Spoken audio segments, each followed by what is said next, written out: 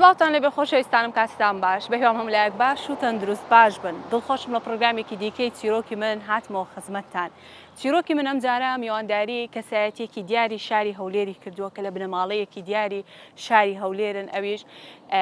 میوانداری کوڕی ڕەشاد موفتیمان کردووە کە کەس نییە بەڕاستی لە هەولێر ئەو بنەماڵەیە و ئەو کەسانە نەناسێت میوانداری کوڕە بچووکی ڕەشاد موفتیمان کردو ئەویش مامۆستا ئیحسان موفتی لەگەڵمان بن.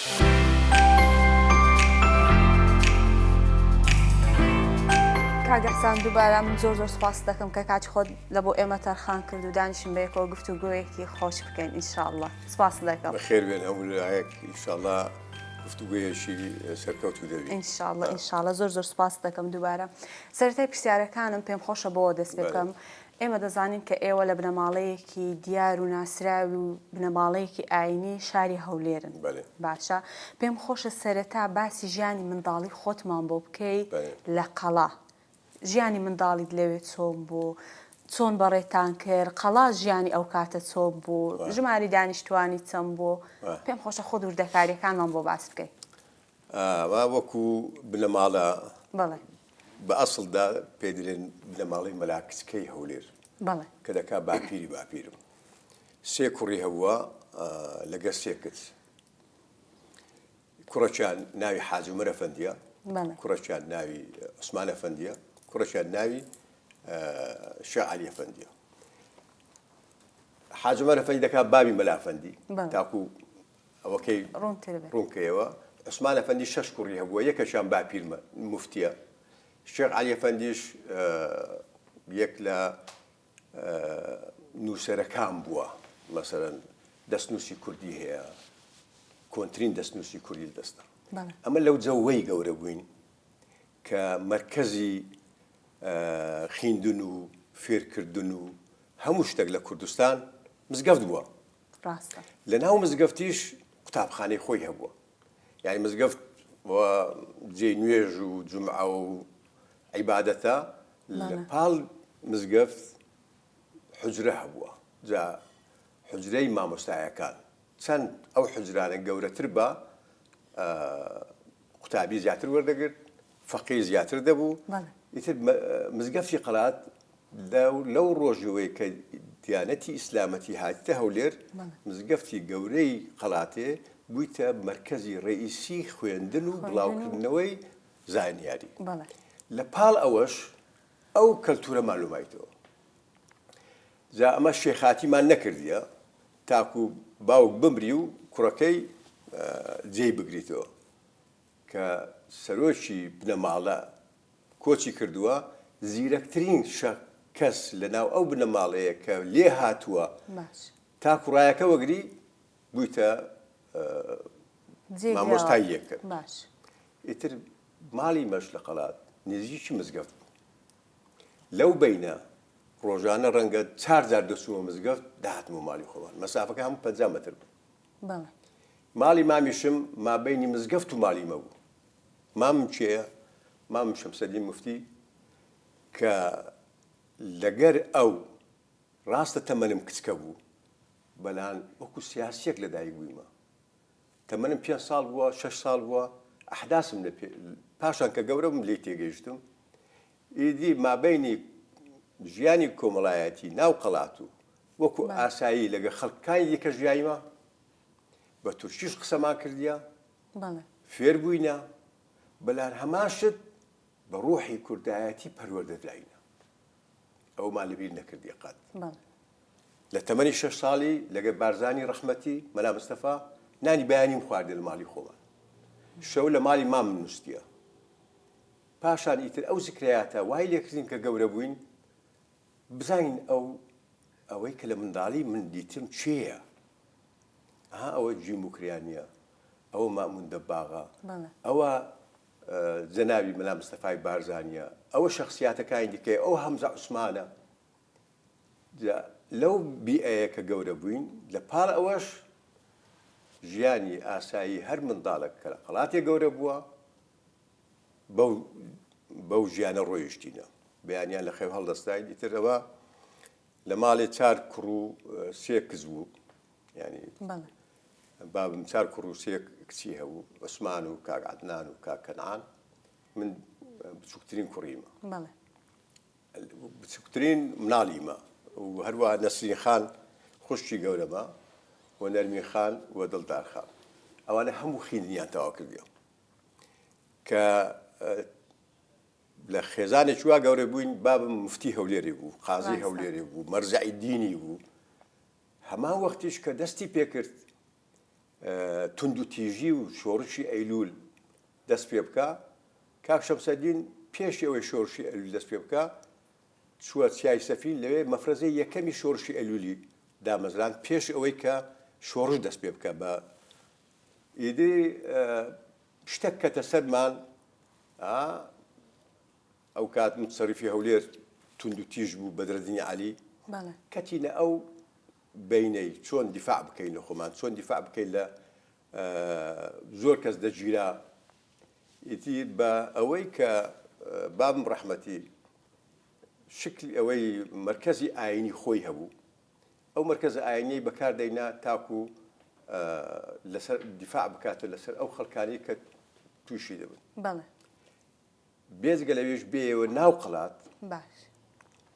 قەڵات خانیەک بوو بنەماڵک بوو ڕاستە 600 خانووی تێدایە ڕاستە ژمارەیان یەکجار زۆر بوو گەورە خانەدانەکانی هەولێر هەموو لە قەڵات خانیان هەبوو هیزرەت لە قەڵاتەوە لە بۆ دەرەوەی قەڵات پاشی ڕووخانی دەوڵەتی عوسمانی هاتنی ئینگلیز لۆ هەولێر ساڵی 1970 دەستی پێکرد ئیتر تاکە دەیانگواستەوە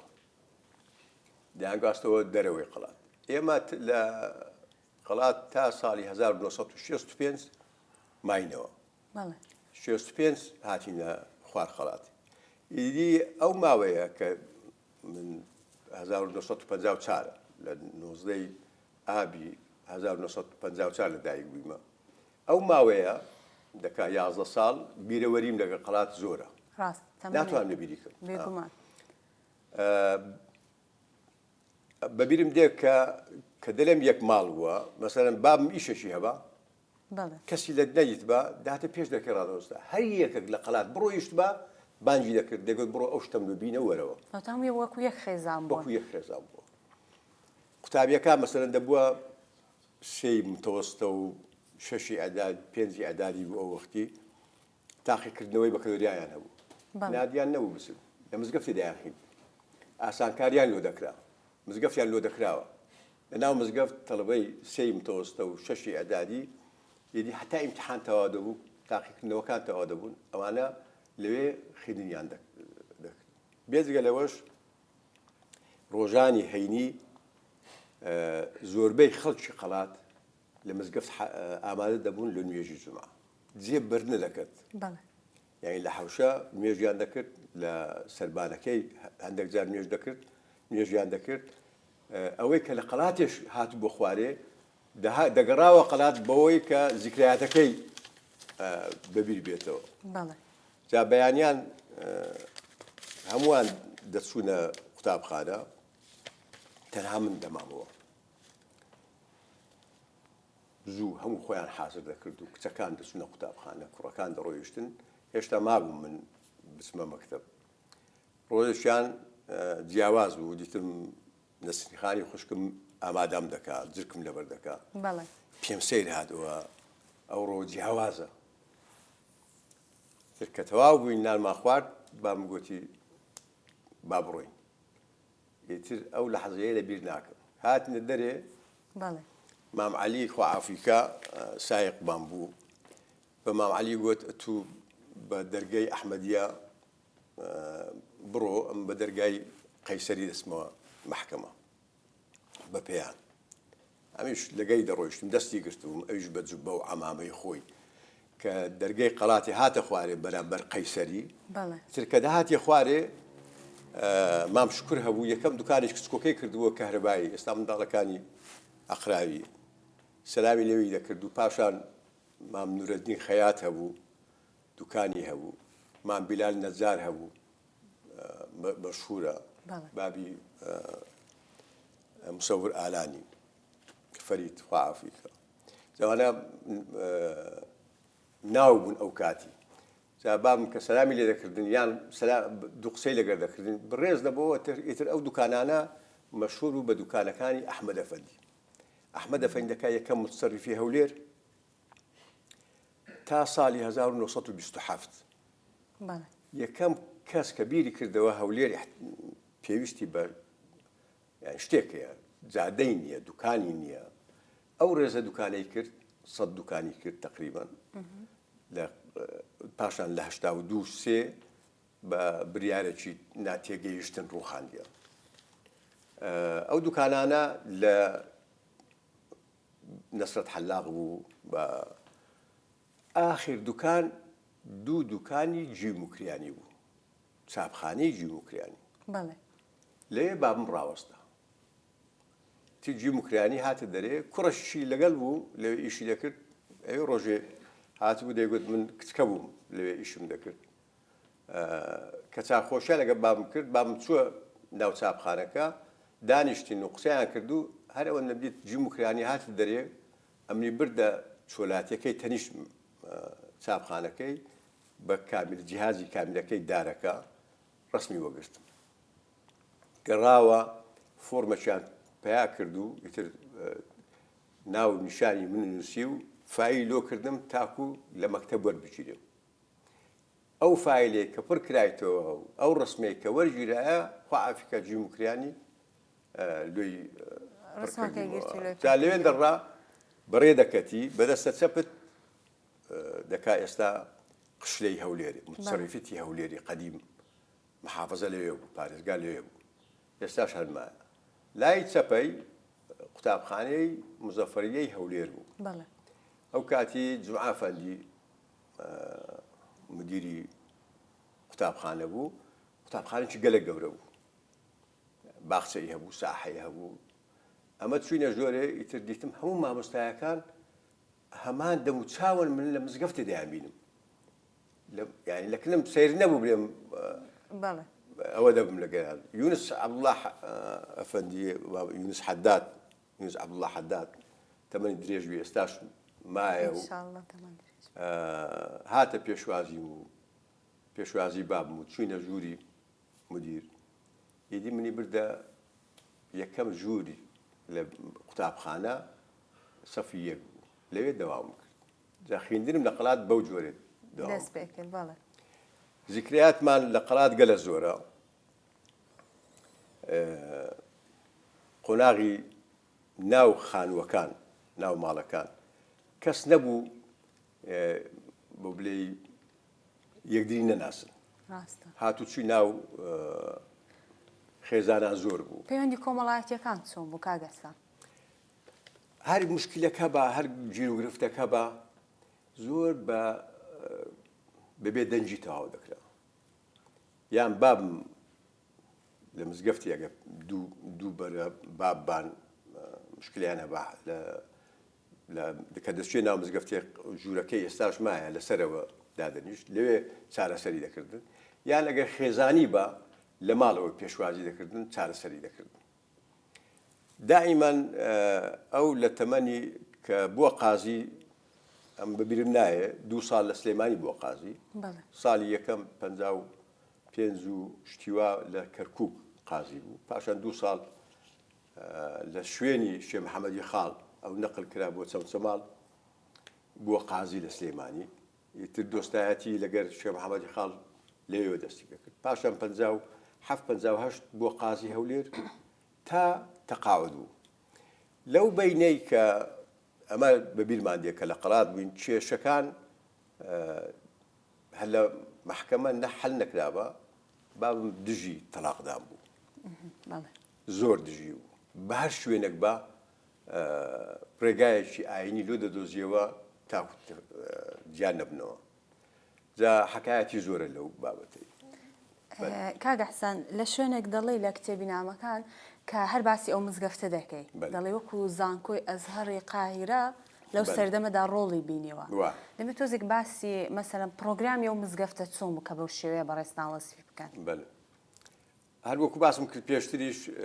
مزگەفت لە پاڵ مزگەفت مەدرسە بوو، یعنی قوتابخانە بووە. ئەو قوتابخانەیە دەبێت بگەڕێەوە سەر قۆناغەکانی خوێندنی مەلایەک، لۆ پێ دەڵێن 12 علم. ڕاستە. جا بە سێ قۆناغ تێدەپەڕی: فەقێ و سوختە و مستعید. کە بەو سێ قۆناغە تێپەڕی، هەر قۆناغێک و بەرنامەی خوێندنی خۆی هەیە. جا زۆربەی مامۆستایەکان کە لە مزگەفتی قڵاتێک کۆ دەبوونەوە، مرکزێکی زانیاری بوو، مامۆستایەکان بەهرەیان هەبوو. بێجگە لەویش ئەو قوتابخانەیە ناحەیەی دارایی یارمەتیدانی خوێندکارانیان دەکرد بە ناخواردن، بە جلوبەرگ. بێجگە لەویش کە لەوێ خوێندنیان تەواو دەکرد، ساڵێ 3 جار 4 جار یان 5 جار، نازانم ژمارەکە لەو حدودەیە، مامۆستایە کە ئیجازەی وەردەگرت. ئیتر ئەو ئیجازەیە کە مەراسیمێکی خۆی هەبوو، مەلایەکان و جوهای هەولێری هەموو کۆ دەبنەوە لە مزگەفتێ، ئاهەنگیان دەجێڕا. لە پاش ئاهەنگەکە مامۆستای ئەو کاتی مەلافەندی بووە یان باپیرم بووە، بەو مهمەیە هەڵدەستان ئەو جلکەی کە لەبەری دەکەن، زلکی مەلایەتی بۆیان دروست دەکرد. ئەو جلکیان لەبەر دەکرد و ئامامەکەشیان لەسەر دادنا. ئەوە ڕەمزی ینی دەرچوونیان بوو. بگەڕێەوە سەر تاریخەکەی، فەرمانەکانی دەوڵەتی عوسمانی دەربینی، بیخینەوە. ئێستا لە دوو شوێن کتێب دەرچوو لەسەر فەرمانەکانی عوسمانی. یەک زانکۆی جیهان چەند کتێبێکی دەرهینایە، یەکیش پارێزگای هەولێر لەو دواییە ئەربیل فی الوەثائق العوسمانیە. لێی بکۆڵیەوە دەبینی هەموو قوتابخانەیەک لە کوردستان، هەموو تەچیەک، هەموو خانەقایەک دەوڵەتی عوسمانی کۆمەکی کردینە. چکۆ ناتوانیت تۆ کە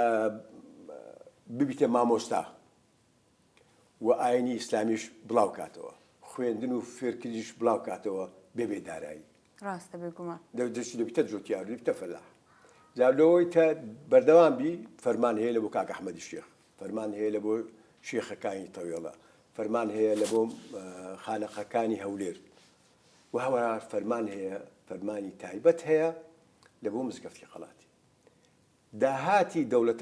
دەوڵەتی عوسمانی لە زەوی و زار کە پێیان دەگوت میری، دەیەکی وەردەگرت.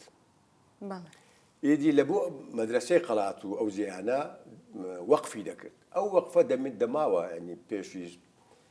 ئەرشیفی عوسمانی بگری 300-400 ساڵ وەقف کرایە لە بۆ بنەماڵەیما، لە بۆ ئەوەی کە یارمەتیر بدرێن. پاشان جیل لە دوو جیل نەوەکان بە خۆیان بەهرە بووینە، بە خۆیان سەرمایەی خۆیان پیا کردی، تا گەیشتە و حەدەی پێویستیان بەو یارمەتیە نەبووە، فەقێیەکانیان بە خۆیان ڕایانگرتی. جا بۆیە هەر فەقێیەک لە مزگەفتی قەڵاتی دەرچوو بە ئیجازەی وەگرت بە، گوندەکانی هەولێر، دەوروبەری هەولێرێ بەبێ ئەوە وەردەگیرا، و تا عمری مایە دەگوت ئەوە مزافی مەلافەندیە، ئەوە مزازی حاج عومەر ئەفەندیە. جا حاج عومەر ئەفەندی کە دەکا بابی مەلافەندی و مامی باپیرم، مەنزیلەکی دیکەی هەبووە. دەکە ساڵی 1881 چوویتە حەج و گەڕایتەوە، تاکو تەقیمی مزگەفتی قەڵاتێ بکەی. کاک ئەحمەدی شێخ لە 6 نامەکەی کە پاشان دۆزیمانەوە ساڵی 1984 بڵاوم کردەوە کاتی، لە یەک نامەکان دوو قوتابی کوردستانی ڕۆژهەڵات دەستنیشان دەکات، دەڵێ ئەوە فلانە و فلانە، ڕزا دەکەم لە قوتابخانەی مەدرسەی خۆتان لە قەڵات وەریگرن. جا تەنها ئەو نامەیە نیشان دەدا مستەوای بێگومان. خوێندنی ئەو مەدرسەیە چۆن بووە بۆیە قوتابی هەبووە لە کوردستانی باکوور قوتابی هەبووە لە کوردستانی ڕۆژهەڵات زۆربەی قوتابیانی ڕۆژهەڵات لە مزگەفتی قەڵات خوێنیتیان بێزگە لە ناوچەی کوردستانی باشوور و ڕۆژ ئاواش هەر هەبووە ئەو کاتی هاتوچووی خەڵک بە ڤیزە و پاسپۆرت نەبووە ڕویان کردێ و هاتینە شاری هەولێر بۆیە دەتوانین بڵین ڕۆڵێکی مزگەفتی ئەزهەری قاهرەی دیوە مزگەفتی گەورەی قەڵاتێ بەراورد بە مزگەفتەکانی دیکە و مەدرسەی ئەزهەری مسر زۆر باشە پێم خۆشە تۆزێک باسی ئەو دیوەخانەم لە بۆ بکەیت کە لە قەڵا لە کۆنەوە تاوکو ئێستاژ ماوە شوێنێک بۆ سەرچاوی بۆ چارەسەرکردنی کێشەکە بەێ ئەوە پێشان ینی مزگەفت هەر سەرچاوە بووە نەک هەر سەردەمی بابم سەردەمی باپیرم سەردەمی باپیرم و هەروە جا ئەو کێشانە کە ڕووی دەدا لە ناو دوو هۆزی کوردی پاشان یان لەلایەن دەوڵەتەوە تەکلیف دەکران کە چارەسەرێک بکەن یان بە خۆیان هەردوو لا دۆست بووینە گەڕاینەوە لای پیاوە ئاینیەکە دوو قسەی خێریانەوە بکە جا گەیشتە ئەوەی کە کێشەی گەورە و کێشەی کچکە کێشەیەک لۆ باز دەکەین کە ساڵی 1970 کە دەوڵەتی عوسمانی لەسەر ڕووخان بوو و تەواجودی زۆر لاواز بوو هەی بوو هەتا ینی تا ئاخر ئەوەش نەکشا بۆ هێشتا دەوڵەتی عوسمانی بەلان چ شەڕ بوو چ ئەوە بوو لە 1970 کە مەشاکل پیا بوو لەگە ئینگلیز و تەماشایان دەکردە مەسیحی وەکو کانەما پارچەکن لە ئینگلیز ئەوانە غەزایان بکرێ خراپ نییە گوندی عەنکاوە بەبەر ئەو شاڵاوە قەول بوو ئەوە جا ئەوان ڕویان کردە مزگەفتی قەڵاتی و ڕویان کردە باداوەی ئەنجین گوندی مە لە باداوەیە ئێستا بووتە گەڕەکەک ئەو گوندە دوو بەش بوو بەشێک باپیرمی تێدا بوو بەشێکیش مەلافەنی تێدا بوو ئیتر پاش ئەوەی کە ئەو هانایان هینا فتوایان دەرلینا لە مزگەفتی قەڵاتێ ئەوەی کە دەست دیفاع نەکا و حیمایەتی مەسیحیەکان نەکا بە مخالیفە لەسەر ئاین و شەریعەتی دینی ئیسلامی ئەوە یەک لە چارەسەرکان بوو چارەسەری سەرەکی دیکەش کە کۆمەڵایەتی هەروەکو باسم کرد کە یەکێک ژنی تەلاق دەدا ناحیەی داهاتە دیوەخانە زۆر جار حەکایەتی زۆر لەو باسانە بابم تەدەخولی دەکرد و دەیانگوت حەلی نییە و چارەی نییە بام دێ کاک خوا ناڕازیە ئەبغەض الحەلال عند الله الطلاق ئەگە خوا پێی ناخۆش بووی تەلاق ئەم بۆ هەوڵ نەدەم کە چارەسەری بکەم زۆربەی کێشەکانی کە لەو ئاخرەی لە دیوەخان هەڵ دەکرا لەو بوارە ئەو کێشەی کۆمەڵایەتی هەڵ دەکرا بەلان هەمان کات لە پاڵ ئەوەی کە من مەکتەبم خوێندیە قوتابخانەی ڕاستەقینەم دیوەخانە بووە ئەمە لە منداڵیەوە مەسەرەن دادەنیشتین جۆگر بوو دەمان بیست جا لەسەر بەیتە شەعرێکی شێخ ڕەزای دەبووە نیو سەعات گفتوگۆ لەسەر خلافەکی ئایەتی قورئانی دەبووە گفتوگۆ فلان کتێبم لۆ بینە خوارێ وامان لێ هاتبوو دەمانزانی ڕۆح البەیان جزئی سێیەمی لە کام مەحفەزەیە هەدایان گوت جزئی سێیەم نەک هەر ئەو مامسابری سایچیمان خوێندەوار نەبوو بەلان هەندێک پێیان گوتبوو بڕۆ فلان کتێبمان لۆ بینە بەبێ ئەوەی بە شکل دەیزانی کامە کتێبە جا لەو مەدرسەیە زمانی کوردی زمانی عەرەبی تەنها ئەوە نییە کە منداڵێک خوێندن بزانی نابزانی کو دادنیشی بزانی کو قسان دەکا بزانی کەی قسان دەکا کەی دەتوانی قسەی لە مەجلسێک بکە لە حەزمی خۆی گەورەتر نەبی ڕاست هەلو نمونە جارێکیان چوینە لەگە بابم چوینە میوانداریەک ژنی هینان بووگە لە قەڵەباڵەوە ئەمەش لەگەری دەڕۆیشتین لە یەکەم کورسی کە بەتاڵ بوو لەوێ دانیشت ئەمەش پێمە غەریب بووە لۆ نەچووە سەرسەرەوە کە هاتن ئەفەندی فەرموو وەڕا بە پیلی چوونە سەر گوتی ئەمە ئەوە دەرسەک بوو بەنگۆمدا نەچی لە جێ یەکدا بشی دوایە بەجێ بێلی لۆ یەکەشی دی قەیناکە لۆ حورمەت بەڵام بزانانی لە شوێدا دەنیشی ئەگەر شوێنەکەی قابلی تو نەبی هەڵ دەگرن دەبنە جێ خۆت ڕاستە جا ئەو مەدرسێ ئەو دیوەخانەیە بەو جۆرە تەنها علم و معریفەت و زانیاری نەبوو لە پاڵەوەی کە بخۆمان خیلیتمان فێرە ئادابی مەزشی دەکردین جوانە باشە کاگەسان باسی باوکتمان کرد کە بەڕاستی خوالی خۆش بۆ ڕەشاد مفتی کەسایەتی دیاری هەولێرە و بەردەوامیش خەڵک ڕۆیان تێکردو بۆ چارەسەرکردنی کێشەکان تۆزێک باسی ئەو پەیوەندیان بۆ بکە مەسەن ئەو پەیوەندی باوکت لەگەڵ ئەو خەڵکە چۆن دروست بوو کە خەڵک بۆ چارەسەرکردنی کێشەکانیان بەردەوام ڕویان تێدەکرد تۆ ناتوانی کە یەکسەر ئەو لایەنێکی هەموو لایەنەکەی ژیانی ئەو کۆیکەینەوە بە وەکولێ ڕووداوە بێگومان بەلان بابم بێزگەلکە ئەوەی کە با بڵێن لە خوێندنی ئاینی دروست بووە هەما وەختیش هەم بابم هەم باپیرم هەم بنەماڵەکە هەر هەمووی دژی خوێندنی فەرمی نەبووینە ئەوە ینی گۆڕانکاریەکی زۆرە لەسەر هەولێر هەر هەمووی ها با بەوە دەست پێ بکەین کە مەکتەبی فەرمی کراوە فەرمی مەقسەدم چییە مەکتەبی فەرمی دەوڵەتی عوسمانی کە هەستی کرد دواکەوتووە کە هەستی کرد دەوڵەتی ئەوروپا پێش دەکەوی هەستا بە بیرکردنەوە چۆن بیگەینێ چۆن جیلێکی تازە پیاکەین بۆیە ساڵی 1969 فەرمانی خوێندنی فەرمی دەستی پێ کرد جا حتا گەیشتەکەمە مدەکی زۆری ویست حتا قوتابخانەی کچان کراوە مدەکی ویست بابم لەو جەوەی کە گەورە بوو لە مەکتەبی مزگەفتی قڵاتی کە فەقێ بووە لەکم باپیری خوێندیتی خەڵکی هەولێر پێیان غەریب نامۆ بوو کە یەکێک منداڵی خۆی بنێرتە مەکتەبی کوڕان نەک کچان جارێ لە ساڵی 1923 مەکتەبی ڕۆژدیە نەما بوو مامۆستایەکانی هەموو مامۆستای ئاینی بوون ئێستا دەچوینە جێگایەک ئینگلیزی دەخینین ئینگلیزی کافرانە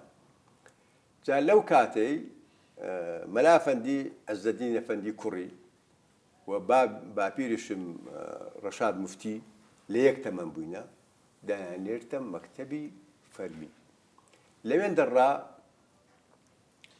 ئەوەی دەگۆڕێ بیرکردنەوەی دەگۆڕێ کە دەبیتە تەمەنی 34 ساڵ داوای دەکات لە باپیری دەرێت بمنێرە ئەزهەر قاهرە لەوێ تەواو دەکەم جا کە دەستە قاهرە دەگەڕێتەوە لەوێ قاهرە توت لەبیر نەکەی یەکەم ڕۆژنامەی کوردی لەوێ چاپ کرایە ڕاستە بە بەلاش چاپ نەکرایە چەند کەسانێک لەوێ هەبووینە کە بەو کارە هەستاینە بنەماڵەی بەدرخانەکان محەممەد عەلی عەونی متەرجیمی شەرەفنامەی کوردی و متەرجیمی مەلیک فواد لەوێ بووە ئیدی لە مزگەفتی ئەزهەری قاهرە لەگەڵ ئەو کوردانەی باشوور شێخ عومەر وەزنی کە بۆ شێخی ڕەواقی ئەکرات لە قاهرە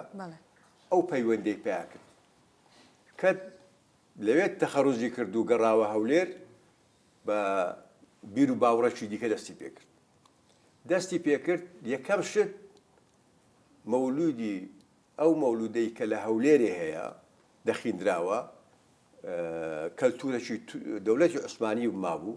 بە زمانی تورکی بوو احتیاجیە زۆر بەڵام هەستا ئەو زمانە مەولودە تورکیەی کردە کوردی بە هەمان وەزن و قافیە و هەمان قسەکانیش جا بەو بەو کە تەواوی کرد جیم وکریانی چاپی کرد بووە یەکەم کتێبی کوردی لە هەولێر لە چاپخانەی جیم وکریانی چاپ بکرێت جا بەو خواوی کە عەبدوڕەحمان گۆمەشێنی یەک لە پێشمەرگەکانی ئەیلول بوو دەیگوت کە مەولودی بابتمان دەخیندەوە دەگەیشتنە ئەو دوو بەیتەی بەدەنگەشی زیاتر دەمانگوت لە پەنجایەکان بەو زمانی کوردیەی شیرن زمان باسی گەورەی هەردوو عالەم کەم بەیان با نەڵێن کوردی نییە مەدحی نەبی من وەهام نووسی کە کەس قسەی نەبی مەولودی کوردیەکەی بەو شێوەوە دەست پێ دەکەن ئەو مەولودانەی دیکە کە ئێستا دەڵێن ئەوە ئی زەینەبخان مەولودەشی هەیە من بەڕای من ئەو مەولودە ئی زەینەبخان نییە ئەو مەولودە هەمان مەولودە کە لە هەولێرە بڵاو بووە دەستنووسی زۆر هەبوو ئەوە کۆنە دکتۆرەکانی کە لە مێژوو بوار کار دەکەن جا ئەم ڕۆحە کوردایەتی کە لە ناو باوکمەوە بووە دەستی پێکرد لە پەنجایەکان بە دیارکەوی کە بووە قازی هەولێر لە زۆر کێشەی گەورە مەسەلەن لە هاتنی مەلا مستەفا لە ساڵی 1940 کە لە بابم بیستومە و هەروەها لە مام عەزەلی لەفەنی بیستیە ساڵی 1940 کە شۆڕشی بارزان ڕوودەدا و دەست پێ دەکەن کە ئەو کاتی شەڕی جیهانی دووەم بووە ئینگلیز لە بەغدایە بەو دەرەجەی نەبووە ئەڵمان ڕۆلی هەبووە شۆڕشی ڕەشید عالی گەیلانی لە ساڵی 1940 کە ڕوویدا مەلیک فەیسەڵیان ناردە هەولێرێ لۆ حیمایەتکردنی جا لەو بوارە من لە بابم بیستووە لە هەروە لە مام عەزەدین بیست ڕەحمەتی مەلا مستەفا دەوە ینی تەزیل نەکرایە ئەو معلوماتە کە ئێستا پێ دەڵێم ئەو یەکەم جارە باسی دەکەم زۆر باش دام نایە لە کتێبەکەی دووەم وەثائق والأحداث ببتە حەڵقەک بەڵام وەکو بلێی ئەوەی هات قافی هات لە 1940 مام عەزەدین دەڵێ جەنابی مەلا مستەفا نامەیەکی بۆ ناردم بە واستەی ماجد مستەفا ماجد مستەفا چێیە؟ ماجد مستەفا یەک لە عەسکەرەکانی دەوڵەتی عوسمانی بوو پاشان چوو بووە یەک لە فەرماندەکانی شۆڕشی شێخ مەحەموودی نەمر پاشەوەی کە شێخ مەحەموود لە ساڵی 1927 بە واستەی ئەحمەد عوسمان گەیشتنە ئیتفاقێک لەگەر مەلیک چووە بەغدا ئەو کەسانەی کە لەگەر شێخ مەحەموود بوون هەموو لە پۆستی دەوڵەتی عێراقی وەرگیران بووە وەزیرێک وەزیر بیلا وەزارەتی دەوڵەت مونەسیق بوو مابەینی جەنابی مەلا مستەفا و پەیوەندیکردن نامەکەی جەنابی مەلا مستەفا کە ناردبووی دەڵێ متمانەم نییە بەو گفتوگویەیە کە لەگەر دەوڵەتی بەغدایە دەکەم ئەگەر ئێوە وەکو بنەماڵەی مەلا کچکەی هەولێر وەکو بنەماڵەی موفتی و مەلا فەند وعدی شەرەف دەدەن کە ئەو گفتوگویەی لەگەڵ حکوومەتی بەغدایە دەکەم خیانەتی لەناو نەکرێ یعنی وەکو زۆر ئەوانەی کە ڕۆیشتینە و بۆ سەگ نەبی من ئامادەم گفتوگۆ بکەم جا مام عەزەدین کە تا دوایی من هەولێرم بەجێهێشت هەموو ڕۆژانی هەیلی کە بابم لە ژیان بوو یەکدریمان دەدید داهاتە ماڵی بابم و هەروە لەگەرمەش دەڵێ مام عەزەدین گوتی من تەلەفۆنی نووری سەعیدم کرد پێم گوت پاشا مەلا مستەفا ئەو داوایە لە من کردیە ماجد مستەفاش ئەو نامەیەی هینایە ئەگەر تۆ وعدی شەرەف دەدەی کە ئەو دێتە هەولێر لە قەسری باداوان لای من میێوان دەبی تا مفاوەزات دەگەڕێتەوە بارزان هیچی لێ نایە ئەمن وعدی شەرەفیش دەدەمەوە جا بابم دەڵێ کە ئەو مەکتوبانە تەواو بوو من ڕۆیشمە شەقڵاوە بە پیر مەلا مستەفا لەوێ استقبالم کرد هاتە باداوان لە باداوان دە ڕۆژمە لەو دە ڕۆژەی دەستی پێکرد ڕۆژانە بابم بە ڕەحمەتی و مام عەزەدین میوانیان ئەو میوانانەی کە دەهاتن وەلایان دەبرد وعدیان دەدا سوێندیان دەخوارد بە قورئان کە لەگەڵ شۆڕژی کورد بن بۆ وازی نین جا لەو باگراونەی با بڵێین خەلفیەتەکەی خەڵکی هەولێریش تەماشای دەکرد بێگومان ڕاست ئەرێوە چییە چوڕ دەدا بۆیە هەر کێشەک ناو هەولێری هەبا بەبێ چاوقسان دەهاتن دەرگایەکان لێدا و ئەوەی چارەسەر بکرێت زۆر باشە پێم خۆشە باسی ئەو چیرۆکەم بۆ بکەین کە باوکی بەڕێستان باوکی خوالی خۆش بوو بەجلی مەلایەتیەوە چۆتە دائیرەی ئەمنی ئەو کاتە و بۆ ئازادکردنی کۆمەڵێک کرد چۆن بۆ بابەتە ئەوە ساڵی 1963 بوو بەڵێ کودەتای بەعس عەبدولکەریم قاسمی لابرد عەبدولسەلام عارف هاتە جێیان بەڵێ ئەو کاتی مام جەلال بەڕەحمەتی هات بۆ وەفدە بەجلی کورتی دەیبینن دەستە بەغدایە و مفاوەزات دەکا و دەستە قاهرە وەفدەک لەوێ لەگەر جەماعە عەبدولناسر ڕەسمی هەیە ئەو ماوەیەیە پێیان گوت لامەرکەزی بەیانێکی لامەرکەزی دەرچوو خەڵک کەیفی پێ هات بەلان لە هەولێر متصەریفی هەولێر کابرایەک بوو بەدرنی عەلی ئێستاش پیاوە قەدیمەکان ناوەکەی لەبیر ناکەن زۆر توندڕە بوو کەس نەدەوێرا مواجهەی بکە ئەو ڕۆژی کە بەیانی لامەرکەزی دەردێ مەکتەبی کچانی هەولێر ئەگە بچیە سەر دەرگای ئەحمەدیە تەماشای بکەی ئەو کاتی چۆل بوو مەکتەبی کچان ئینسانیۆی کچان لێمان دیار بوو ئیدی کە بووە هەرا ئەمەش کچکە بووین ئەم چوومە سەر ڕۆخی دەرگای ئەحمەدیە لەوێن دەڕام مەکتەبم دەدیت هاواری ژنان کچان دەمان بیست چکە بەخۆ دەزانێت جێگایەکی بەرز بی و ئەوە بی چۆری شەت سیارە هەبووە و دەنگەکان دەهاتن لە قیژەی قوتابیان و لە ئەترافی قوتابخانە زیلی عەسکەری ڕاوەستا بوو لە دوو ڕادیار بوو وەلەو کچکە بووم بەڵام دیار بوو لێمان ئەمەش لەسەر نەرمینی خوشکم دەترسام لەوێ پێنجی ابتیدایی بوو پێنجی سانەوی بوو هەروە ژنی خاڵم و مامۆستایەکان هەموو ناسیار و ئەوان نەمان نەزانیت چ ڕوویدایە بەڵام پاش سەعاتێک دوو سەعاتیکە نەرمین گەڕاوە ماڵێ گوتی ئەم لەسەر دیواری مەکتەب خۆم ئاودی و کرد و لە یەک ڕامە دیتمان ئەمان دابەر قرپازان لێیان دەداین وە زۆریان سواری زیلی عەسکەریان کردن ئەو کسانەیان و مامۆستایان هەموو برد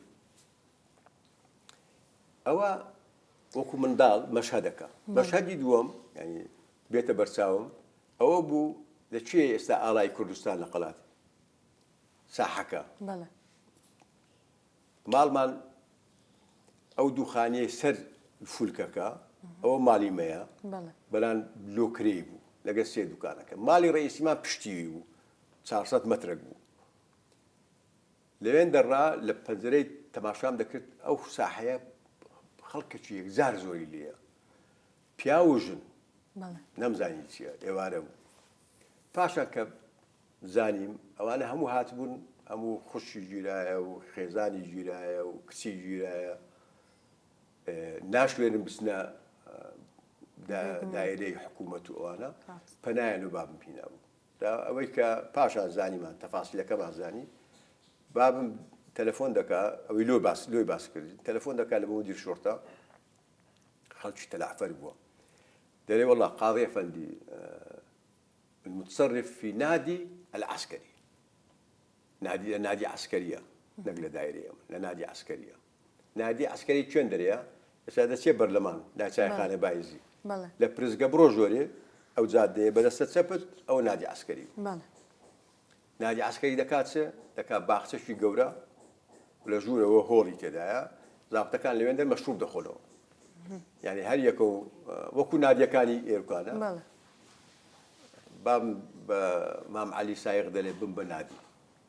دەڵێ ئەفەدی کو دەچی ئاخر متصەریف لەوێیە خۆ من ناهێنم ئەو ژنانە ئەو شەوە لە سزم ببینێن جا دەرێ کە من کە چوومە نادی کە چوومە ژۆرێ بە جوبە و عەمامە و فێس و جلکی مەلایەتی و نادی و لەو لاز دەیان کەس دانیشتنەوە سەر مێزی خۆیان مەشروب دەخۆنەوە وێسکی دەخۆنەوە کە منیان دیت لە ناوەندی نادیت ڕاوەستایمە بە دوای بەدرەدین عەلی دەگەڕێم هەندێکیان دەدی دەگوت بێسکەکان دەی ناخوارێ جا حسێبی ئەوەی بکە ساڵانی 6 حتا زابتەکانیش قیەم و ئەخلاقیان جیاواز بوو تی لە دوو ڕادیتم بەدرەدین عەلی هاتە بەرامبەرم وتی قاضی ئەفەندی ئەنتە والنادي يعني قاضي أفندي تو هاتنت لو نادي قلت له يكسم جاب دا قلت له بدر الدين علي واستجن النساء سن أو بيت غريبة كم بيم بزرش ملايين بيم نادي أو عندش تو غريبة بيت ناخوشة بيم كبلين بدر الدين علي جني قرتيا قلت له عندك راوستا دم شاي ترب وده قلت آخر هذولا سبوا الثورة قلت دەستی گرتم گوتی با بچنە لێکان ڕانەوەستین کە چوینە ژۆرێ مجادلەم لەگە کرد ئاەت و حەدیثم لۆهینا وتی مەجموعەکان هەر هەمووی لەوێ بوون گوتی لە ئاخری گوتی ئێستا چ بکەم گوتم هیچ مەکە تەلەفۆنی هەگرە بە مدیر شورتت بلێ ئەو کچ و ئافرەتانە بەجێ بێنن بڕەڵایان کەن ئەگەر دەتەوێ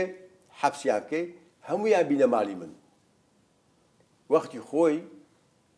ژن نەدەچووە حەبسێ مالك دانا عيبة لو تو لي كان حتى عمر ما بيد اللي برد علي شو ثاني سزنك قلت والله هسه شو تلفوني كردو رجلك كان عزات كلام جاء أو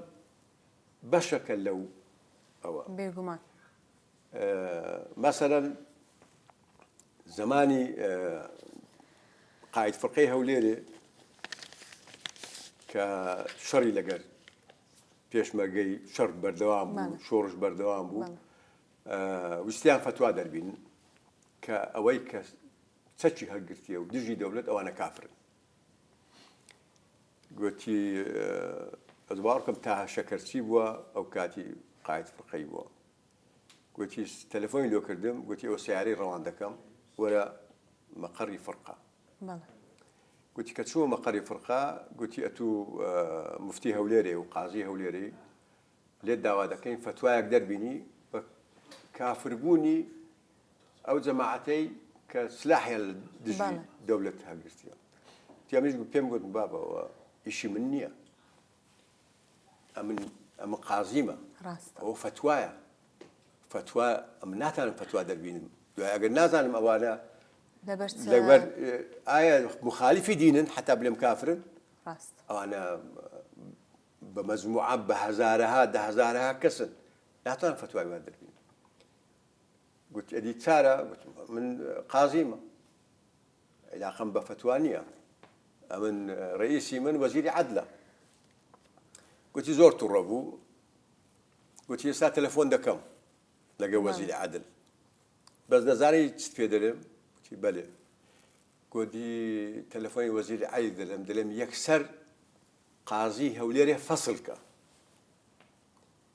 قلت يا مش كرامة وقلت أنا لا أطلب الرزق من عبد أطلبه من الله فإذا كان بيدك فافعل أم رزقي خوم لخوام دي قلت ناوي أجر رزقي من اللي دستوبي بيك قلت كهات ما دري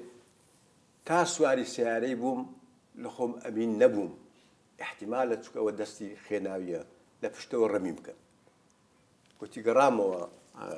مالي جاءوا مواقفنا نمونا بيزقل لو مواقفنا لبي أقول لبين كتسامحي ديني هبو تسامحي ديني لقى الزلكاء تسامحي ديني لقى مسيحيات تسامحي ديني لقى يزيدي بعد يزيدي كله بس كان بيشوي قصة ما انتواودي فرمو مام يك ما له باخت ثواب ولا قلات بله يعني أو قلاتي استكبويت دركا بنزاو شش يخستيان بغلطي قرار شي غلط بو خستيان اوين نران كده باخصه بله دارو بارو شتيواب يك اللي ودر باخصه بو خلچ سنزار بو يزيدي بو بابش وي بي خوش بو رحان بوني رحاني بي خوش بو هما وقتش توبكار بو توبكار زاين سيا توبكار اويكا شتێک ڕۆژی جێژنەی شیوی لێ نانێن هەندێک خانی بنەماڵە هەیە جێژنان یەکەم ڕۆژی جێژنان شی لێ نانێن دەڵێ ئەوە مەسەرەن لێمان ناکەی یان پیاز ناسینن یان ڕەحان ناسینن یا ڕێحان ناسینین ئەو کابرایە دەهات ڕەحانەکەی دەینا ڕۆژێکیان کچکە بووین لەم تەمەەن 10 ساڵە بوو جمعان دەچوین نوێژمان دەکرد بە کچکە بووین بەس نوێژمان دەکرد لە دیوەخانەکەی دانیشت بووین مامۆستابیریش قاوەی دەدا کاک ناوەکەم لێ بیرکرد بەو دەمەی هات بەخۆ بە ڕەحانەوە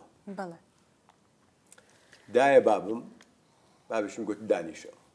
کابرای یەزیدیە مزگەفتە و جمعەیە و ڕەحانی هینایە و هات دانیشتی و قاوەی خواردەوە مام حسێن بەقال هەبوو پاشە لە بابم پرسی بوو ئەمە دیتم سەپسی لەگەر دەکاو گوتم چییە گوتی بەمیە کە گەورە بووین گوتی بەمنی گوت ئەفەندی جمعە و مزگەفت و ڕەحان و کابرای یەزیدی و کو دەبی گوتم ئەتوو بەیانیان لە قەیسەری دوکان دەکەیەوە بەقالی گوتی ئەتوو برنج و ساوار و ئەشیای خۆ لە پێش مەحەلدا دەنێی دەپرسی ئەو کە لێت دەکڕی ئەتوو مەسیحی دیانەت چییە دەڵێ ناوەڵا ئەفەندی دەڵێ ئەتوو دوکانی خۆت بفرۆشە عیلاقەت بە دوکانی من نەبی ئەمە دەبی خوڕەوشتی جوانی ئاینی ئیسلامی پیشانی خەڵک بدەین ئەگەر ئەو برادرە یەزیدیە نەیەتە ناو مزگەفت ئەمن احترامی نەگرم وەکو هاوڵاتیە وەکو مرۆڤک پەیوەندی لەگەر نەکەم تەعاملی لەگەر نەکەم ئەدی کو بەیانی پێ بڵێم فەرم وەرە بە ئیسلام ئەگەر تەمەشا بکەیت لە کۆنیشەوە مەسەلەن ئاینی ئیسلام ئەو پێکەوە ژیانە هەر هەبووە هەموو ئاینەکانی دیکەی قبول کردو و ڕێزی لێ گرتوون دا وەکو بڵێ شتی ڕادێکێش ڕاستە ساڵی 1991 بوو باشە کە عەدنان تازە هاتبووە وە بدەشی ئینتیخاباتش لەسەر 92 بوو ئینتیخابات نزیک بووەوە لە دیوەخانی دانیشت بووم بام مێشتە وەفاتی نەکرد و مانجی پێنج بوو جۆیس بلو هات خوافریکە جۆیس بلو پرۆفیسۆری قسمی کوردیە لە جامعەی سۆربۆن ئەو شکریە دکتۆرە شکریە و دارە عەتار و ئەوانە کە هاتن پێشی ئەوان بێن ئەمن دەستنوێژی هەندێک جار کە بابم بێسەحەت دەبوو لەگەنمان لۆ دەینا و لەگەن مەسینە دەستنوێژی دەشوشت دەستنوێژی شت بوو ئەوان هاتن کە هاتن بابم لە ژۆرێ بوو کە عەدنانیش بەخێرهاتنی کردن و تعریفی کردن گوتی ئەوە جۆیس بولووە دەستی درێژ کرد بابم تۆقەی لەگە کرد دوایە هینای لە تەنیشی دانیشت دکتۆرە شکرێش دانیشت و دارە عەتار ماوە ئێستا ئەویش لەگەریان بوو لەگەر دووسێ سەحوفیەکانی مەشهوری ناوەکان ئێستا نایەتەوە خەیاڵ ئەوانیش قەڵەباڵە بوو کا عەدنان گوتی بابە جۆیس جووە ئەویش ئاوری لێ داوە گوتی بەخێرهاتنی کرد گوتی لۆی تەرجمە بکە پێی بڵێ ئەمە پێغەمبەری وان موسا زۆرمان خۆش دێ و لە چاکەی ویش دەرنایێن ئەویش پێی سەری بوو گوتی وا دەجێڕنەوە کە لە ئیسرا و میعراج نوێژ 50 ڕەکعەت بووە بە واستەی حەزرەتی موسا بوویتە 5 ئەو مڵاتەفەیەی کە یەکەشی جوو هات بە هەموو شتەوە ئەوە تەسامحی دینی ئیسلامی پیشان دەدا کە تەواو بوو دەرسی دووەم کە ئێستا زۆر خەڵکەکی دیکە بە شێوەیەکی وەکو بڵێ بە هەڵا لێ تێدەگەن بەنا من ئەوەت بۆ باز دەکەم کە تەواو بوو گەڕاوە ژووری خۆی بەرامبەر دیوەخانەی بوو گوتی لەگەن و مەسینەکەم لە بینە ئەمەش لەگەن و مەسینەم لۆ بردەوە پاش نیو سەعات ئەوان ڕۆیشتن دەستنوێژ جۆگرتەوە گوتم بابر تۆ قەت نەکرد بە گوتی هەمان سوالی کەنعانی برات لێ کردم ئەویش ئەوە لە تەمبەڵیە گوتم ناوەڵڵا یعنی تۆ قەت نەکرد بە دەستنوێژەکە نەدەشکا وتی کوڕم ڕووشکاندن گوناهی گەلێک گەورەترە لە دەستنوێ شکاندن بڕۆ